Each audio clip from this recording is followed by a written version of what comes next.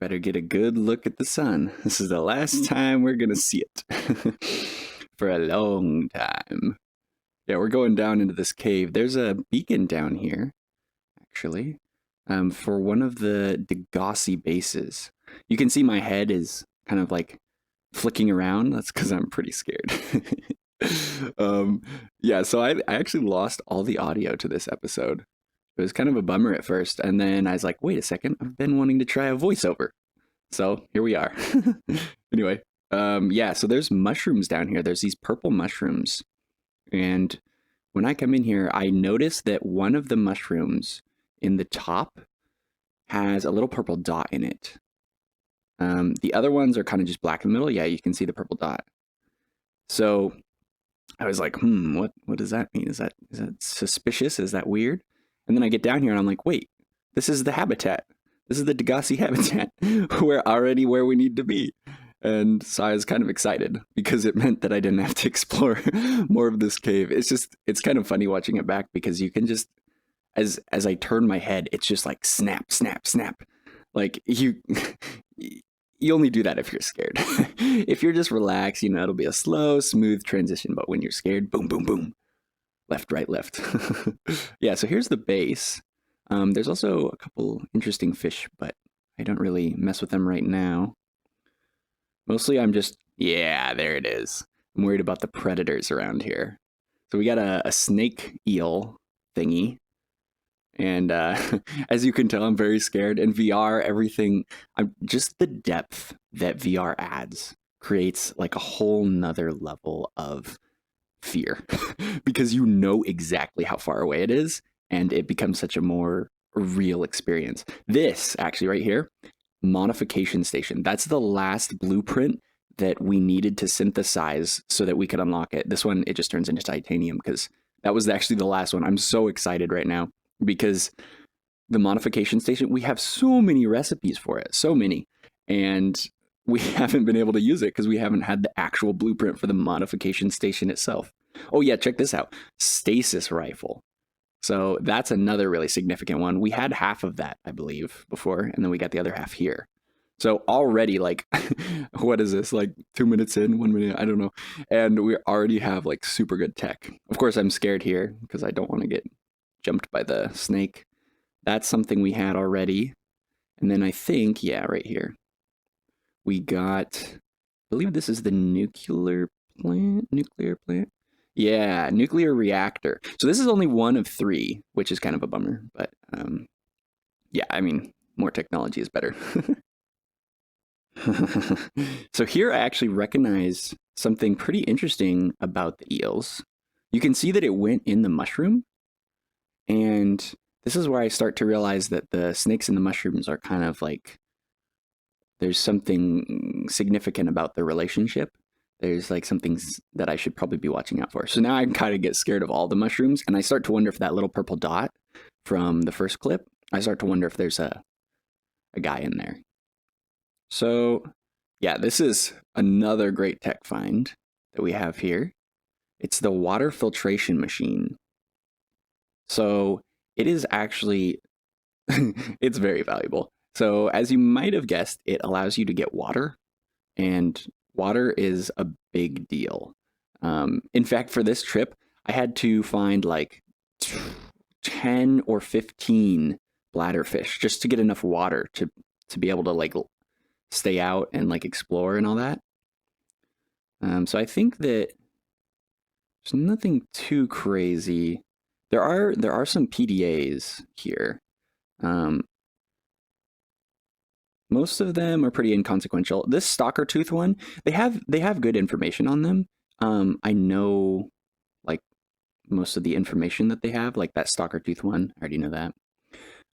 Right around here though, once we go around the corner, oh yeah, those stinging nettles are dangerous. If I touch them, I get poisoned. But yeah, right here, look at this. Data box. These are always good. Ultra high capacity tanks. So I'm so excited about this. Like more oxygen is always better. Oh, this voice log, it actually unlocks a beacon. You can't see it on your screen, but it's a 500-meter deep one. So it's kind of a big deal. Oh yeah, I get hit by the stinging nettles and have to race back because I'm like running out of oxygen. So here I actually get to see the new fish up close. There's two. One of them like disappears. It's really weird. It's like it fades in and out of reality. I don't know. This is the more normal one. It looks like a peeper. It's actually called an oculus. Oh yeah, here it is. This is the weird one. Eye. It's pretty strange. This oculus fish, though, I mean, it looks exactly like a peeper, and sometimes they'll just swim, or they'll stop swimming, and they'll just kind of float there. They look like they're dead, and then they'll start swimming again. It's pretty weird. Oh, this is good. So I'm looking around, and then I see it. Magnetite. The magnetite is just, it's so key. We need it for a lot of different recipes. So the fact that it exists in this cave, I just go and find as much as I can off camera. And I have extra storage things on the sea moth. So we're able to store like a lot of stuff. So here I'm actually listening to one of the logs. Most of them weren't very interesting, but this one actually provides some insight. And it says that the snakes are actually territorial. They protect their mushrooms, and it talks more about like the ecosystem and stuff of the game. It's I don't know, it's kind of interesting. But the most like important thing is the fact that the snakes protect their mushrooms. So now I'm like, okay, so we can actually navigate around these mushrooms. If we're smart about it, we can make sure that we avoid the ones that the snakes are protecting and stick to the ones that nothing's protecting. And so that's when it kind of starts to become a little bit like a puzzle. So I noticed there is a platform up here. I go up, there's just a battery. It's kind of disappointing. So I like look around, there's an eel that's like, I don't know if the mushroom's not appearing. It's weird glitch. Anyway, I'm looking around for resources here. Mostly just trying to find magnetite, although the other ones, like lithium and stuff, are really good. This is kind of interesting. It's like a giant resource. I believe it says something like prawn drill arm required or something like that. But basically we can't get it now, so I just get some regular resources. I stay away from this area because those little tiny eels, see where the yellow is? That's tiny eels eating like the oculus and the eyes and stuff like that. Okay, so I'm pointing out some of the positions of the eel. So there's two up top that you just saw. There's one right around here. There's another one behind that spire that's been hanging out there. It's the closest one. It's kind of scary because I'm running out of food, actually. I got a lot of food, or I brought a lot, and it rotted. So I've run out of supplies way earlier than I thought. And so I need to move to a different area. There's not any fish nearby. Mostly because of those tiny eels that eat them all. So I run over to this little area. I'm like looking for fish, trying to find something, because you can see my health is blinking red.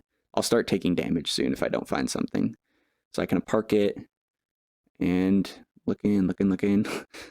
Get distracted by gold, of course, which, I mean, it's still worth picking up for sure. And then there's an and I'm so happy. And so I just eat it immediately. The nice thing about the eyes is there's 0 dehydration with them. So it's pretty good. Oh yeah, you can get a diamond too. It's a little broken. But yeah, this guy is really close. And I think that there are 2 actually. One in the closest mushroom and one in the one to the left. And I really want more resources, but I'm like, how do I get past these guys? And so I try and like watch really closely to see if I can notice any patterns.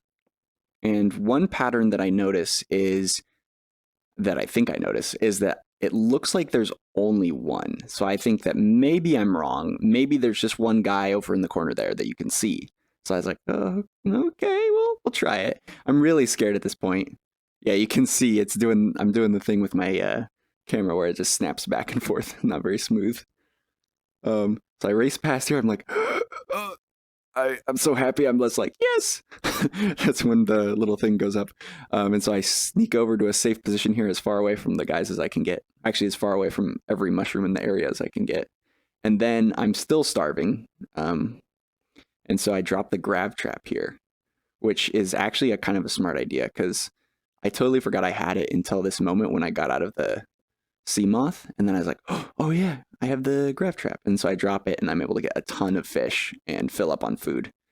Particularly the eyes. Like I said, they don't dehydrate. Those oculus fish, if you eat them, I think they give you like -7 H2O, which if you eat too many of them, you lose all the water you have, and I'm running out of water too. So, you know, dude, I'm just getting so much magnetite at this point.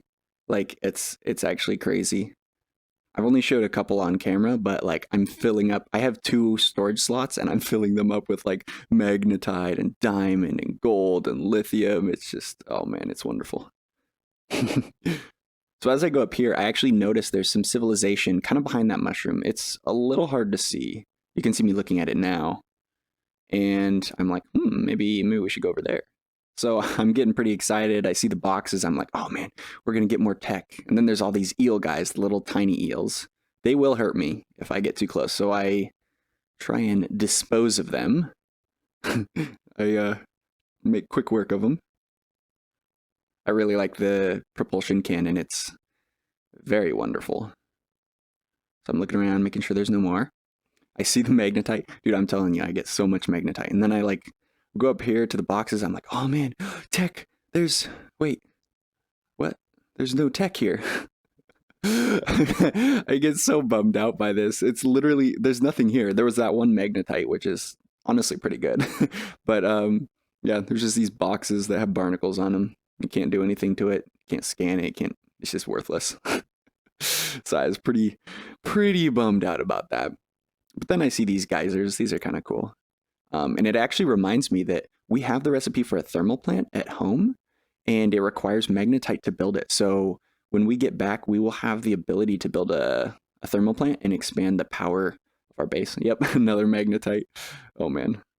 So things are getting a little bit desperate here. I did get all the food, but I actually have run out of water because of all the dehydration of the rotten foods and such.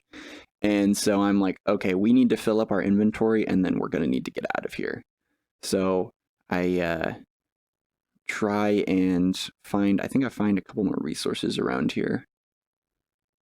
Oh yeah, I take care of the eel guys too. Very much a problem. Too bad I can't eat them. But yeah, I just try and fill up my inventory at this point, and so that way we'll have maximum stuff. Oh yeah, I get some lithium here, and this lithium is so good because we need it to build the Cyclops. So I actually get kind of lucky here, and there's a way out, so I don't have to go past that snake guard, the one where I thought there was 2. So this is actually a pretty awesome find. My inventory is not quite full. There's like 6 more slots, but the water's blinking. Like it's getting to crunch time here. So I just quickly look around for just a couple more things to fill up. Again, more magnetite. It's so good. So good that we're finding this much magnetite. But yeah, I have 2 storage modules on the sea moth. Both of them are full. And it's just, yeah, we got a lot of resources. We're gonna be rolling in it when we get out of here. So inventory is totally full. You can see it there. Both storage modules are full. The water is extremely low, and so I'm just booking it as fast as I possibly can. The sea moth feels so slow right now. There's a sand shark that's there right then, and it growls super loud, scares me. I'm just like, where's the base? Where's the base? I'm trying to get back before dying, just to see if I can. And then I see the base 400 meters away. I start taking damage. I'm just like, come on, Seema, come on. I'm like urging it forward. Yeah, you can see it like jiggles forward, or my head jiggles. I'm like, oh no, there's not enough time. So I like zoom in right past the gasopod, dock it, jump out. I'm like racing to the coffee machine, but because I have no water, I run slower than normal. So I'm like, come on.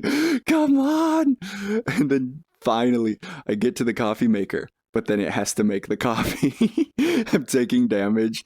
I'm just like, hurry up. I remember that I have a med kit, so I use that, and that heals me up almost to full. And so I'm like, oh, it gives me just enough time to actually be able to drink the coffee, and then my inventory's full. And I'm still like taking damage. I'm like, come on, more water. Oh, but yeah, I've made it back here with all of the loot. Didn't lose anything. And so yeah, I'm pretty happy. So now that we're back at base, I'm like so excited by the modification station. Oh yeah, I had to drop the grab trap to be able to move some stuff around so I can make the modification station. And then I see this stalker. He just picks up our last camera drone and runs away with it. And I just stare after him. I'm like, rip. Yeah, so we go to make I think we need a computer chip. Yeah, I check here. So we need a computer chip and lead to make the modification station. So I believe I have this stuff already. Yeah. Look at me, so prepared. So I make the copper wire, and then I can make the computer chip. And I think we have one lead in our storage, which is getting very full. Yeah, you can see it's very full. And the sea moth is still full of junk. Or not junk, like really valuable stuff. So now that I have that, I'm like, okay, where should we put the modification station? And I'm talking about, right now I'm talking about how many recipes we have for it, because we have, I don't know, probably like at least 10 recipes for it. Like you don't start out with that many. Like we've found recipes for it, but we don't have the modification station itself. So that's why I'm so excited. Just this one blueprint unlocks so many options. So I go put it over here in the corner because I'm thinking like, oh yeah, it makes sense. We can put it by the vehicle upgrade console, kind of put the upgrade consoles together. So then I look in here, I'm like, oh man. And then I see, wait, what? We can already make something? So there's a survival knife upgrade here. And of course I make it immediately because why not? And I read on there, it says something about cooking fish. And I'm like, what? And so I pull out the knife and then I just try it on this peeper here. And look at that, cooked peeper. And if you notice, I get plus 32 food and plus 5 H2O. That's really significant. Oh yeah, I accidentally eat a rotten peeper here. It was just hanging out there and I lose water. But the significant thing about cooking the food with the thermal blade, as it's called, is you don't get dehydrated. Some fish dehydrate you if you just catch them, but not with a thermal blade. So it's really good for that. Oh yeah, I'm looking at all the recipes that we have because we have a lot. Like there's seamoth depth modules, prawn suit depth modules. Like this is good stuff. So I actually realized, wait a second, we have the high capacity oxygen tank. We can make this. It's just in our inventory. So I pull it out and yeah, we have the 4 lithium as well. And then we craft it. Now keep in mind the previous oxygen tank that we had, 135 oxygen. That's the max it could store. Look at this. 225. Dude, oxygen is such a valuable resource in Subnautica. It's like, it's so good. And then if you combine that with the rebreather that we already have, which lets our oxygen last longer at really deep depths, actually like in the purple mushroom cave, it's a really good combo. So here, I think that I show all of our loot. Yeah. Yeah, so we have 2 storage modules. Here's one. Look at that. So much magnetite and all the other goodies like diamonds and gold, lithium, which is going to be for the Cyclops. Oh my goodness, I can't wait. And then there's more stuff in here. The only spots that are empty is stuff that I used to craft, like as soon as we got back from the base. But yeah, so I'm really happy about this. But that is going to do it for this episode. A little bit unusual. We'll be back to normal next episode. But yeah, let me know what you thought, and I'll catch you guys next time.